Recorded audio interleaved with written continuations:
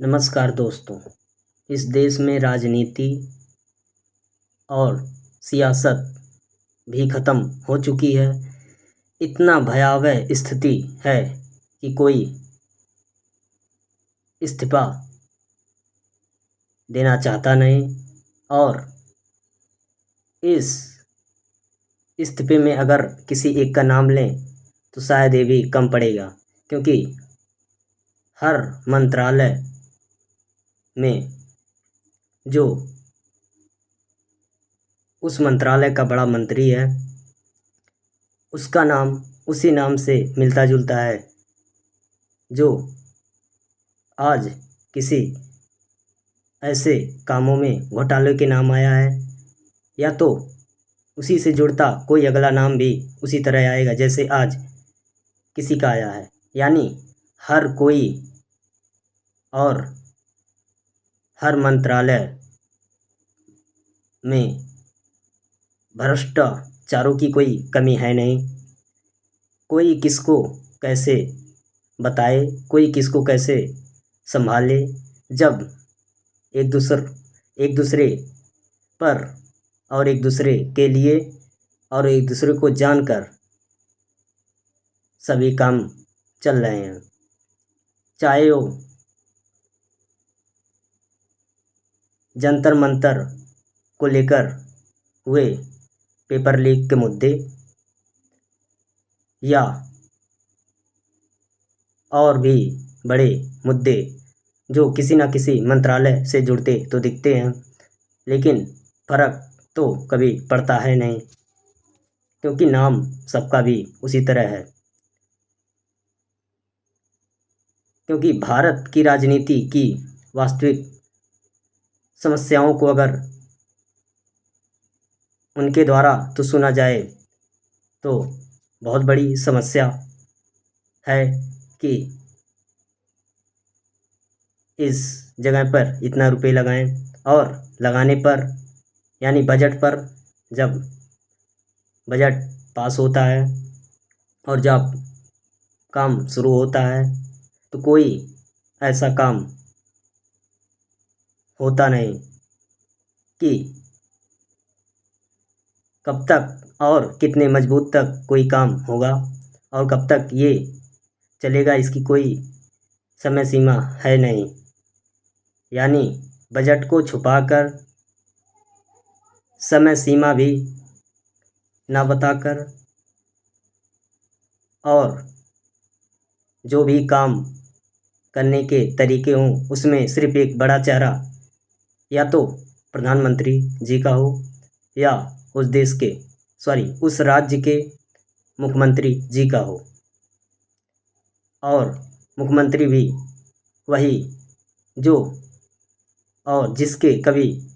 यानी उस time ultimate ढूंढे ना गए हों। अगर अल्टीमेट ढूंढे गए हैं तो शायद हेडलाइन से बड़ी हेडलाइन और हेडलाइनों की बड़ी संख्या में उनके खिलाफ जो न्यूज़ और जो न्यूज़ कवरेज छापी जाएंगी वो तो पहुंच से बाहर ही रहेगा। चाहे वो बात कर लें नितिन गडकरी की, चाहे मोहन यादव की, ज़मीन का मुद्दा से लेकर किसी फील्ड को पास कराने के मुद्दे तक, मतलब उस पर जो बजट पास हुआ था उसके मुद्दे तक जितने न्यूज़ आए एकाएक और अचानक 169 करोड़ की ज़मीन वाले के बाद ही आए। यानी एक ऐसे काम में और एक ऐसे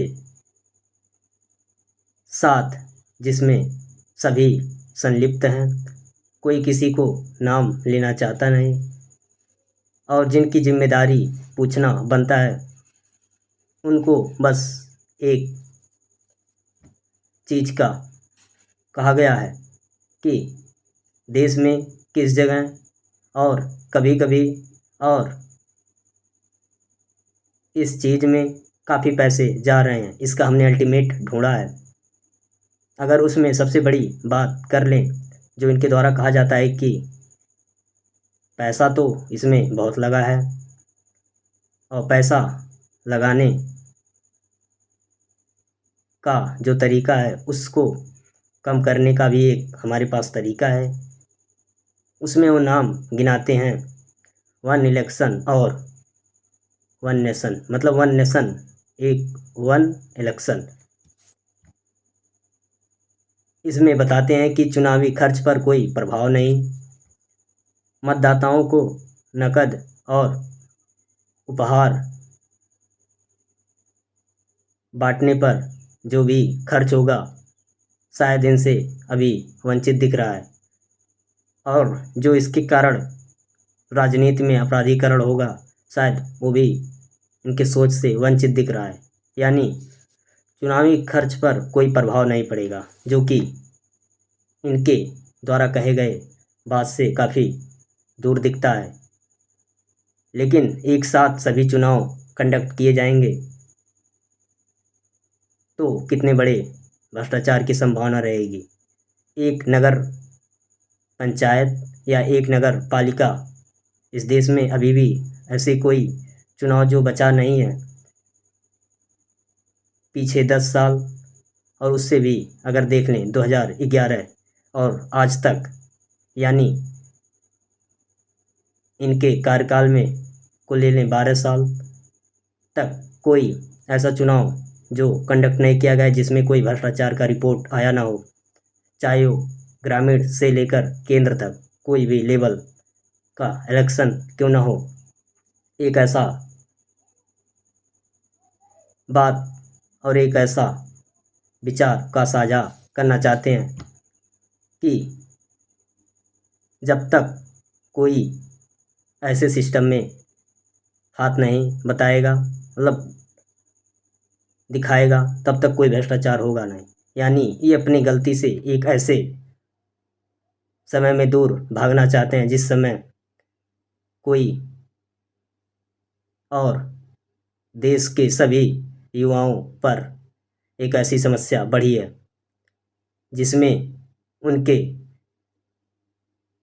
रोजगार तो अंतिम परिणाम है, पर पहला ही चरण और दूसरा चरण, तीसरा चरण, सभी चरण को अगर चरणबद्ध कर लिया जाए तो सब खतरे में पड़े हैं। एक एग्ज़ाम आने से या एक एग्ज़ाम की नोटिफिकेशन से लेकर जब तक एग्ज़ाम हो न जाए तब तक युवाओं के मन में एक संशय ही बना रहता है कि कब तक और कैसे ये एग्ज़ाम देना है। और जो एक एग्ज़ाम देने के बाद मन में सबसे बड़ा संशय रह जाता है कि इस चुनाव में और इस सरकार में और हमारे भविष्य को, मतलब इस चुनाव,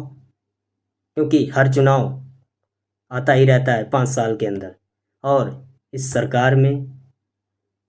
और एक तरफ कर लें हमारे भविष्य को लेकर कोई जिम्मेदारी है नहीं। चुनाव और सरकार की जिम्मेदारी तो रख ही लेंगे, क्योंकि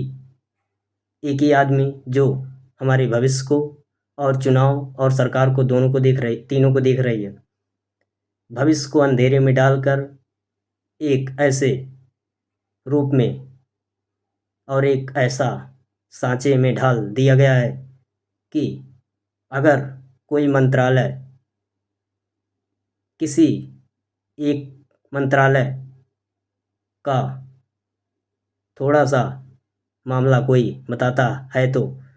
अगर इसी क्रम में 2-3 मंत्रालय अगर बताते चले जाएं तो एक लाइन से इस देश के कैबिनेट, मतलब सत्ता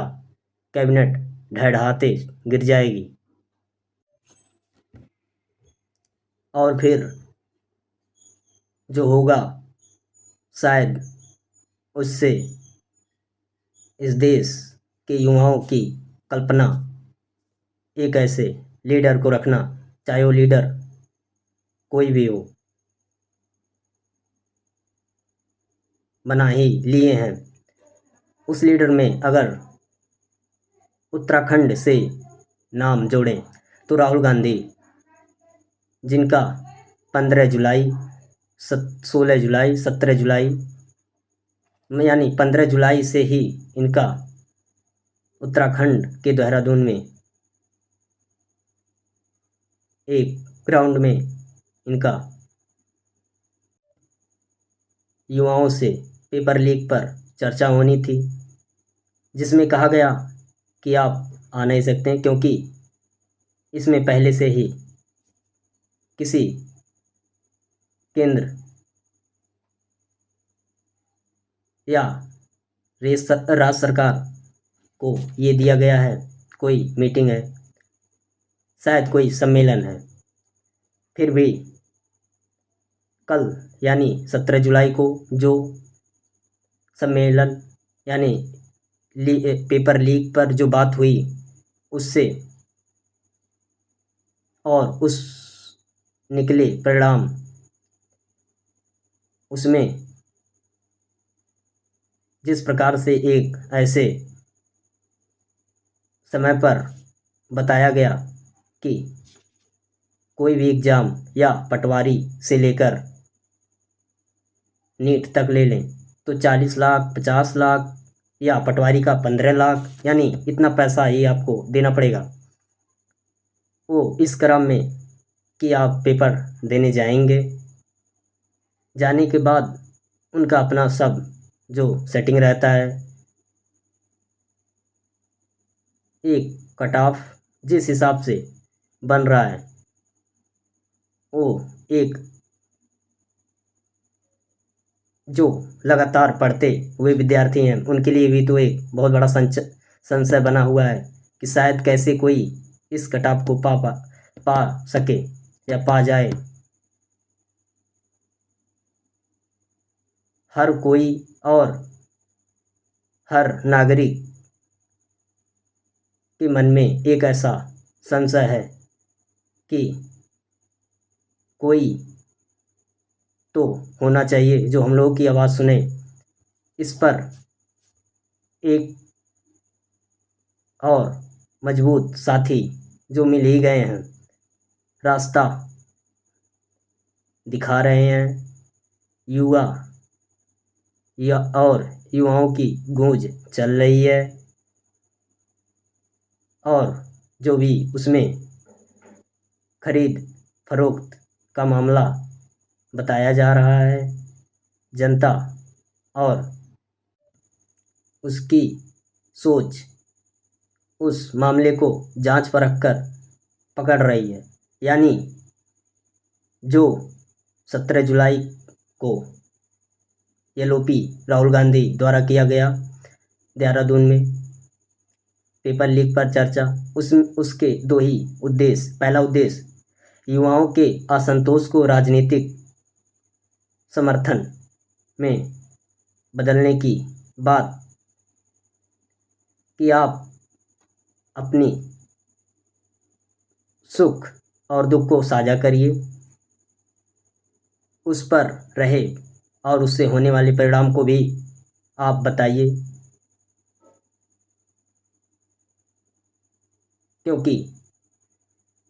हर कोई उस सिस्टम का मारा हुआ है जिससे हर स्टूडेंट का पीड़ा यानी दुख मेलजोल की स्थिति में ही रहता है। और पेपर लीक पर जिस प्रकार से उत्तराखंड का एक प्रतीक बन गया है, उसको भी उखाड़ फेंकने की तैयारी में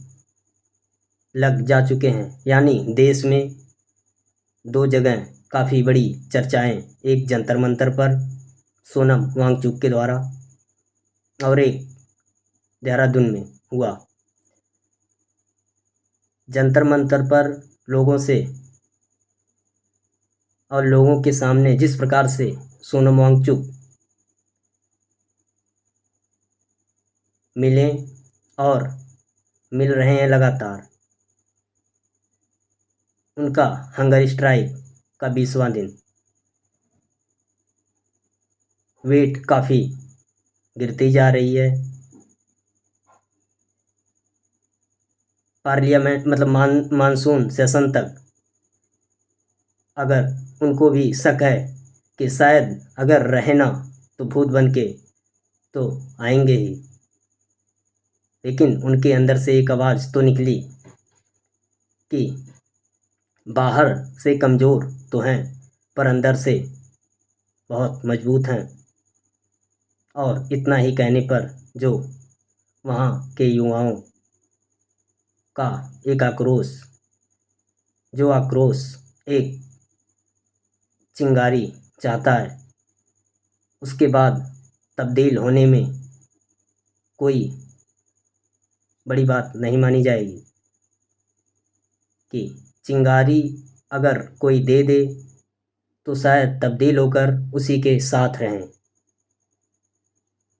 रहें क्यों ना, क्योंकि इतना दर्द, इतना पीड़ा और समय की बर्बादी का आक्रोश में बदलना जायज़ तो है। क्योंकि अगर ये सरकार कोई पेपर लीक का एक पेपर छोटा सा नहीं करा पा रही है तो आगे क्या ही कंडक्ट कराएगी, जिसमें बहुत बड़े बड़े नाम सुनाई पड़ रहे हैं या बहुत बड़े बड़े सच सामने बाहर आ रहे हैं कि इसरो के भी 100 से ज़्यादा वैज्ञानिक देश छोड़े जा चुके हैं। पर वहीं जो टेक मिनिस्टर हैं उनके द्वारा कहा गया कि ऐसा तो होता रहता है पर उस गलियारे से ना ही होना चाहिए जिस पर अगर कोई वैज्ञानिक या सभी वैज्ञानिक कोई बड़े से चीज़ों का निर्माण करते हैं, उसके पीछे प्रधानमंत्री का ही हाथ बताया जाता है कि उनका चेहरा लगा के उनके नेतृत्व में और उनके सफलता की गूंज को घुमा फिरा कर इस तरह पेश किया जाता है कि पीछे कुछ हुआ ही नहीं या पिछली सरकार कुछ किया ही नहीं। पिछली सरकार और 2014 से पहले का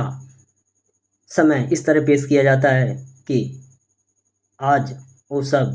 देखने को मिल ही नहीं रहे या वैसे दौर अभी तक आए ही नहीं हैं। 1984 जब सोनम वांगचुक के पिताजी अनशन पर थे तो उनका अनशन इंदिरा गांधी द्वारा तोड़वाया गया था जूस पिलाकर। क्या ऐसा दौर, क्या ऐसी राजनीति, क्या ऐसे लोग जो सत्ता में हैं अब नहीं हैं, क्योंकि सत्ता की कोई पार्टी तो अभी तक आई नहीं जो कि शायद इस बात से डरती है कि वहाँ के युवाओं और जो एक नरेटिव से विचलित गुस्सा है कहाँ हावी होगा और किस पर हावी होगा शायद पता है नहीं। क्योंकि सोनम वांगचुक जो भूख हड़ताल पर इस तरह की स्थिति में भूख हड़ताल से इस तरह की स्थिति में आ गए हैं, लगातार उनका तबीयत बिगड़ते जा रहा है। यहाँ तक कि डॉक्टर्स भी उनके अपडेट भी नहीं दे रहे हैं कि हेल्थ, उनकी पत्नी के द्वारा हेल्थ अपडेट भी मांगा जा रहा है लिखित, लेकिन वो देना चाह नहीं रहे हैं। यानी एक ऊपर से लेकर नीचे तक, चाहे वो किसी भी क्षेत्र में हो, बस कार्यपालिका से जुड़ता मिलता हो, सब लग गए हैं इस मुद्दे को दबाना। पर 2-3 दिन यानी 2 दिन, आज 18 तारीख है और 20 तारीख से शुरू है एक ऐसा स्थिति पेश कर पाएगी विपक्ष की सरकार द्वारा, जिस पर होने वाली चर्चाएं हैं शायद वो हल्का पड़ जाएं, क्योंकि सरकार द्वारा होने वाली चर्चाओं में मुख्य लिस्ट में आप नाम तो पहले सुन लीजिए। 5 नए बिल आएंगे जिसमें इनकम टैक्स संशोधन विधेयक है, यह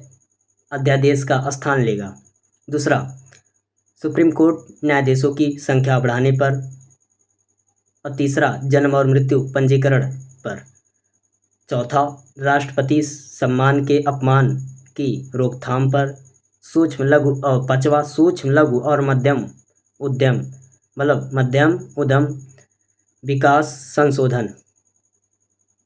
इनमें से तो कुछ संशोधन या सभी संशोधन को विपक्ष तो विरोध करेगी नहीं, क्योंकि स्थिति और उसी से जोड़कर स्थिति में लिपटे लोग जो सिस्टम के मारे हैं, शायद उन्हें पता भी है कि कोई न कोई तो है इस हुंकार को सांचे में ढालकर पेश करने वाला। क्या विपक्ष इस युवाओं के आक्रोश को एक दिशा और एक दशा में ला पाएगी? बहुत बहुत धन्यवाद।